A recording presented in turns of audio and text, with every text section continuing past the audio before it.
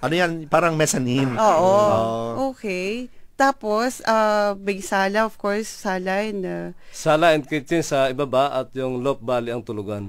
Okay. So, napasukan mo mismo to, di ba? Napasukan ko ito mismo at napakaganda ng pagkakayari nito.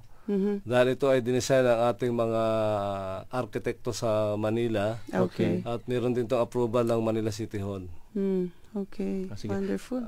Mag-break muna tayo. Mamaya, babalikan natin si Rino kasi pinag-usapan natin housing. Meron pa yung mga scholarship tapos mga multi-purpose hall.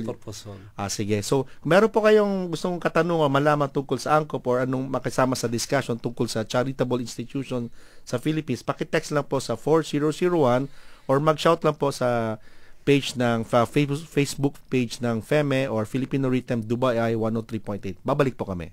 Listen to Radio Eagles online now. Visit eaglesdubai.com and follow the link to hear all your favorite Eagles songs, stay up to date with important event info, and hear details on how to buy your tickets. That's eaglesdubai.com.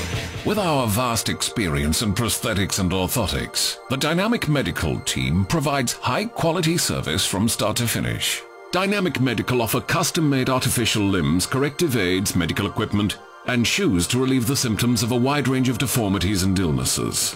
To receive a complimentary assessment, visit our centers in Sharjah, Abu Dhabi, and Dubai, or find us online to learn more. Dynamic Medical, solutions for a more active life. This advert has been approved by the Ministry of Health.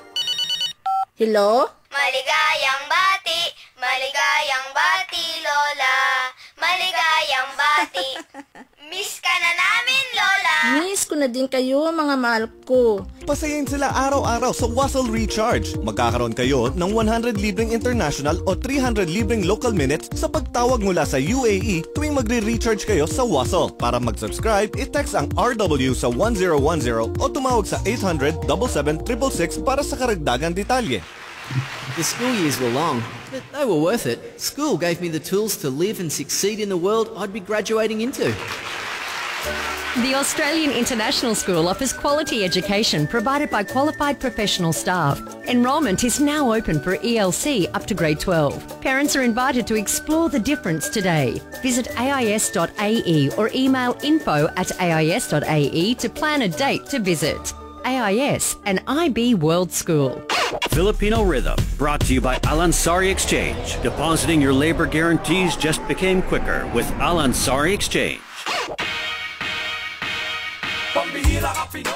Kayo po yung nakikinig sa programang Filipino Excellence in the Middle East. Sa mga nag-tune in pa lang ngayon, ang topic po natin is about charity and charitable institution. Ngayon, explain ni El, bakit itong topic natin ngayong gabi? Ako nga nagtanong sa iyo, bakit ito ang napili mong topic natin ngayong gabi? Sige, pero alam mo explanation. Okay. Ano ba yung sineselebrate ng mga Kristiyano at Katoliko sa buwan na ito? Ito po ay Lenten season na buwan ng Kwaresma. At itong linggo na ito is actually a Holy Week. And it is like, during Ramadan, may pagkakataon na ang mga Filipino ay nagbibigay ng alms or tumutulong sa mga nangangailangan. So it is but right that we should discuss about charities na kung saan ang mga Filipino ay makakapag-donate or makakapagbigay ng yung hindi naman sobra sa kanila, kundi talagang galing sa puso nila. So Roy, tayo muna, ako pala mag-introduce, inuna mo na ako eh. Okay. Nakatingin na siya sa akin. So ang guest natin ngayon, kanina si Rino Baluyot. Ngayon, ang second guest natin, siya isang Senior HR and Administrative Officer ng isang cooperative dito sa UAE at siya po ay ang advisor ng Maranao Community in UAE. Siya po ay si Saron Roy Tamano. Roy, good evening. Good evening. Good evening, Art, El, Bluebird. Magandang gabi sa lahat na nakikinig, sa mga kapatid naming mga Muslim. Assalamualaikum warahmatullahi wabarakatuh. Assalamualaikum. May peace be with you all. Yes. May sagot yan, di ba? Pag sinabing sa yung Assalamualaikum, Alaikumussalam. O parang sinasagot mo rin yung ano. So welcome to our show at puti naman at napagbigyan nyo kami ngayong gabi. At hindi lang ikaw, kung hindi kasama mo rin ang iyong may bahay na mukhang prinsesa. Kaya nagpapasalamat kami na nagkita-kita tayo muli. Oo nga. At saka pasensya lang kasi I think 2 years ago, last year, iniimbita ko ni Lagi ka namin. Last year yung tungkol sa Ramadan. Nasa bakasyon pa ako noon eh. Okay lang yan. Sumasagot ako sa FB, tapos sabi ko kung sino nandyan, pwede natin. Tsaka panapanahon lang yan. Di ba, Roy? Ngayon, it is your time to be here. Let us talk about kasi ilang beses ko na rin napanood kung paano yung grupo nyo ay nagsama-sama at tumutulong sa mga ilang selected places sa Mindanao para sa buwan ng Ramadan. Of course, ang programa naman na ito, hindi naman namimili ng relihiyon. Ano? Kasama tayo dyan, lalo na sa mga taong tumutulong talaga sa nangangailangan. Ngayon, kailan ba ang Ramadan?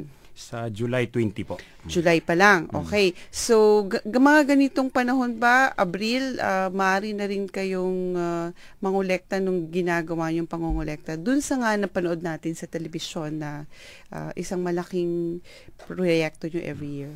Kaya napakagandang opportunity sa amin, at least itong media at saka yung grupo niyo na tumutulong kasi nagsimula ito noong 2009, yung kasama namin sa si Nords actually nag-vacation na. Tapos yung parang title nun is Sending Dates to Philippines. Kasi actually yung dates is kumbaga sa atin napakahirap hanapin doon. Lalo na sa Mindanao kasi hindi naman doon eh. Hindi siya tumutubo doon. Tinry nyo na bang nag-try doon. Talaga? Tapos lumaki lang ng konti after few months kahit mo ng tubig, hindi siya tumutubo talaga. Kasi dito parang siyempre, sa mga humid, yung init ng sa disyerto, doon lang tumutubo yung dates. Okay. Saka gusto ko pong linawin, itong topic natin ng charity, kumbaga giving alms to the needy people, is isa to sa, sa 5 pillars of Islam. Kasi alam naman natin na yung, kumbaga, mayroong 5 pinaka-importante. Diba? Tapos itong charity is, kumbaga, obligatory. Kumbaga, sa mga taong, alimbawa kami, na kung may kaya kami, talagang magbibigay kami sa mga taong nangangailangan.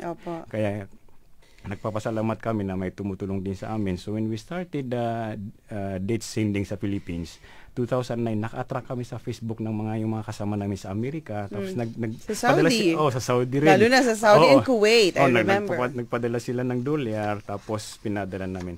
Tapos last 2010 naman, yun, medyo yung naalala mo yung na-interview mo kami dun sa kaka-chairman. Siya nga palang Marano community, ang chairman namin si Engineer Ibrahim Marombsa. Hindi siya nakapunta kasi busy sila. Pero nakikinig ba sila?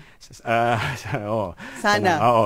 Magandang gabi po. Magandang gabi po sa inyong lahat and we're looking forward na kasama uli kayo sa July. Okay? Tapos, last year, nabigyan kami ng malaking pagkakataon ng tumulong ang Red Crescent ng UAE.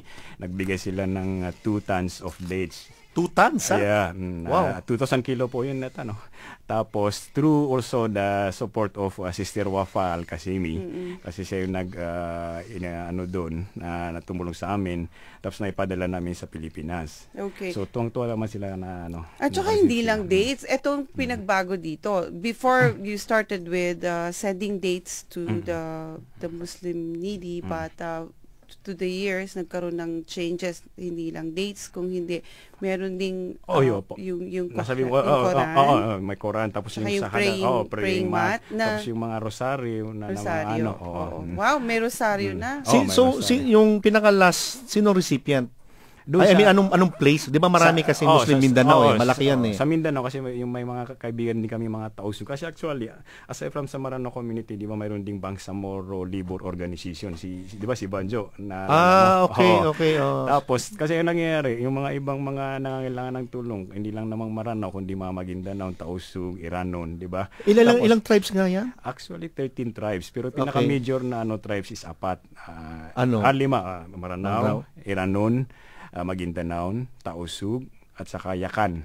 Maranao ka? Opo. Okay. Kami yung sa mga Central Mindanao. Tapos yung Tausug, nasa Zamboanga, Sulu, Tawi-Tawi doon. So, sino pinadala nyo yung mga dates? Yun, na-distribute. Kasi parang rin kami ng mga coordinators doon. Sila yung nag-distribute sa Pero mainly 50% of that is nasa sa Lanao. At mga mahihirap to, hindi to yung... Sir Roy, katulad din ng ANCOP, meron ding taga-check, nagbe-verify kung yung itong mga Muslim na to ay talagang nangangailangan din. Or they cannot afford actually the dates. nagkulang pa kasi ginawa kasi yung former president namin si Engineer Camid, umuwi rin that time. Sila talaga yung doon. Nag-distribute. So umuwi rin sila. So ito pinapadala to before Ramadan. Before Ramadan kasi by by cargo. Diba? Okay. So tama-tama itong programa na ito. As early as now, you can collect or you can arrange for people to donate ng Quran, rosary, or dates, or ano pa ba yun? Yung praying mat. Kaya nga nanawagan din kami sa halimbawa, yung mga kahit yung nagtatrabaho sa bahay, kung may mga amo sila na gusto kasi marami rin lumalapit sa amin noon. Paano namin may padala to? Halimbawa, yung mga amo nila, siyempre mga Muslims din, di ba? So, opportunity natin na mahikayat natin sila na makuha. Kasi ang kulang noon is hindi na lang kung saan papadala. Okay, diba? Wonderful. So, ikaw, paano ka naman kasi sa dami nung pagdagsa ng pag-donate, paano nyo na-arrange na maipadala to on time and to really, send it on time talaga. Kaya nga, before pa, halimbawa ngayon, April. So, May siguro magsisimula na. Tapos, i-coordinate pa namin ng LBC kasi kung pwede sila mag-sponsor, ganun. So, kasama rin sila sa mag-sponsor sila kasi na-plug mo yung pangalan nila. Di ba, bawal ba yun? Sige lang. Yan namang kumpanya na yan, naging kasama na rin natin sa mga pangangailangan nung Sendong, di ba? Daddy Blue. Yan. So, siguro ngayon, okay lang at mapagbigyan kayo, mapadala yung dates. Pero so, ito lang yung charitable acts na ginagawa or meron pa kayo iba? Meron pa kasi actually. Di ba kasi one of the 5 pillars yung almsgiving? Since kasi na-establish yung Maranao community, nagbibigay rin kami ng tulong sa Puluwa. Kasi karamihan din sa mga awards doon. Di ba, naalala naman nung birthday ko noon, doon sa August 13, di ba? So, ngayon, mag-August. So, perong July, may August, magbe-birthday ka na naman. Mamimigay na naman siya. Actually kasi 50% sa mga awards doon is Muslim, kumbaga galing sa Mindanao. Okay. So talagang it's our responsibility na alagaan we have to look sila. after them. Yeah. So what kind of help have na-extend nyo sa kanila aside from paglilibre mo sa iyong karawan? Nag-sponsor kami ng ticket po. Okay. Meron ba kayong quota sa isang taon? Kung ilang quota ito? I remember nung time ko nung 2009, every quarter one, parang 4. Wow. Anong airlines? Huwag mo na nga sabihin. Baka charge natin sila. Basta the important thing is that meron kayong 4 at the most na ma-sponsor pa uwi. Siyempre sinusuri nyo rin yan yung mga kaso nila na talagang dapat at saka hindi rin kami namimili na kasi baka sabihin nilang di ba, kung talagang sino yung nangangailangan doon. Hindi porket Maranao yung doon. Kung sino yung talagang nangangailangan, yun yung inaano. Okay.